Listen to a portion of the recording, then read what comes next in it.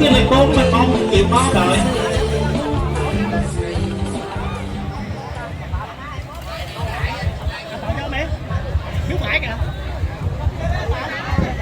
Cậu ơi, cậu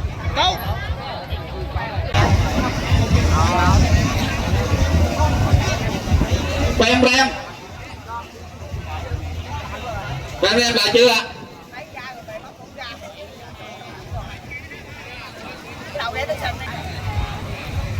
Bạn B, anh nhọn xẻo me, quay chốt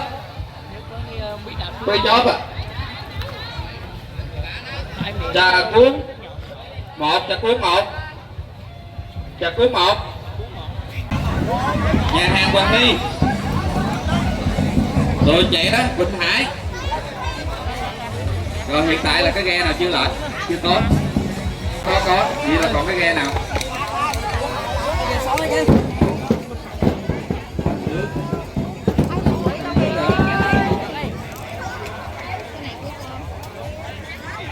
Nước xe mà có mà, có không? Nước C1 năm 2026 xin được phép bắt đầu. Và hôm nay có sự diện của Kimara, cục cảnh sát trật tự của công an xã Lê Hòa mình cho một tràng pháo tay chung. Và đại diện chung là đồn biên phòng Lê Hòa xin một tràng pháo tay chung. Rồi mục đích của giải là thiết thực chào mừng sự kiện văn hóa giải đua Vò Lãi năm 2026 tổ 7 ấp Lê Hòa A, xã Lê Hòa, thành phố Cần Thơ, nhằm thúc đẩy việc phát triển phong trào xuồng Vò Lãi ngày càng mở rộng khắp xã nhà, phát huy truyền thống văn hóa thể thao của dân tộc và tăng cường sự hiểu biết giữa các địa phương với nhau. Yêu cầu là đảm bảo các nguyên tắc chuyên môn quy định tổ chức giải. Anh lão nó dơ chắc không thấy anh lão có con cơn nó tắt một bàn thế này nó chăm phải tiếp hả? Tao từ từ mình đó, tao đủ anh chắc không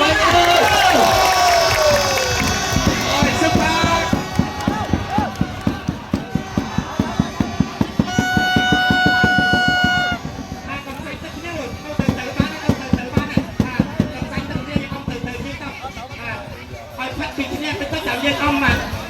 ông lên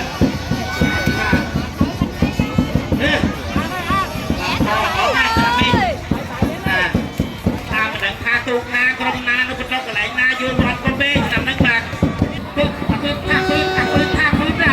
tay này đó là con cô nhá.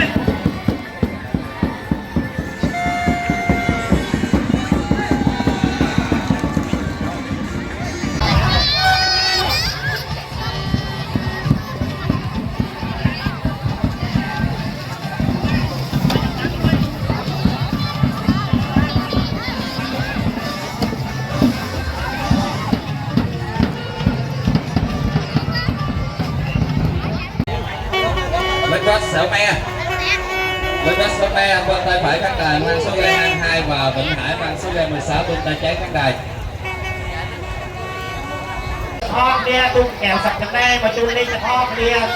chân lên small còn các bạn lên cùng lên chắc tất cả ấy kia chẳng hay bên bên đường bên ăn đâu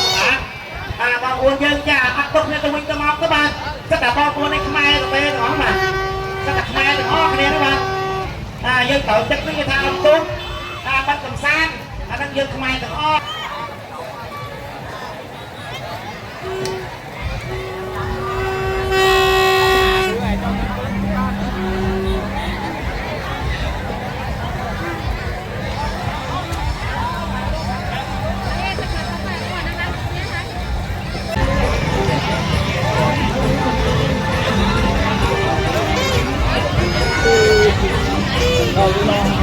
Được may nón nè.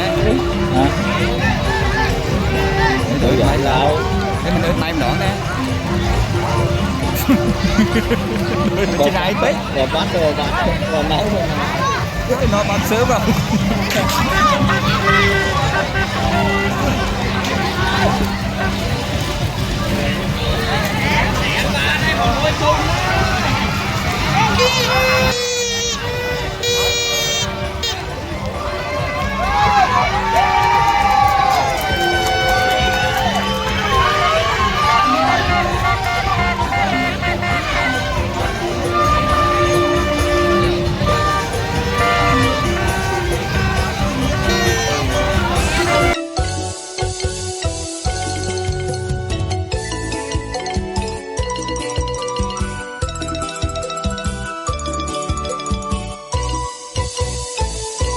ឆ្នាំមកដល់អើ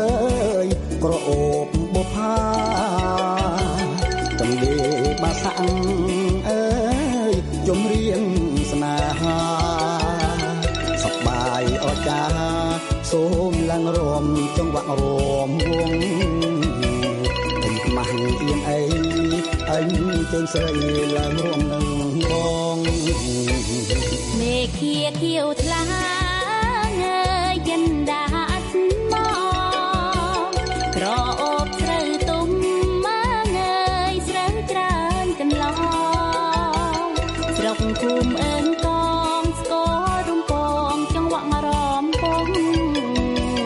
សូមប្រោថំយំកំសាយកូនពេលអូនឡើងរ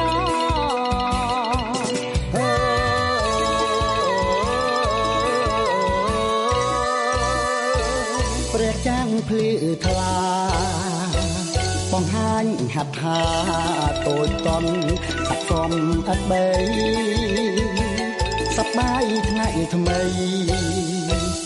រិសាស្នេហាភក្តីដោយក្តីស្ម័គ្រស្មោះ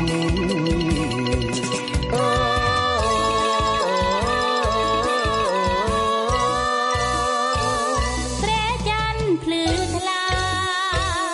សងឡអស្ចារ្យស្រុកភូមិចិត្តអូនអាឡ័យប្រខ្លីអូននៅចាំបង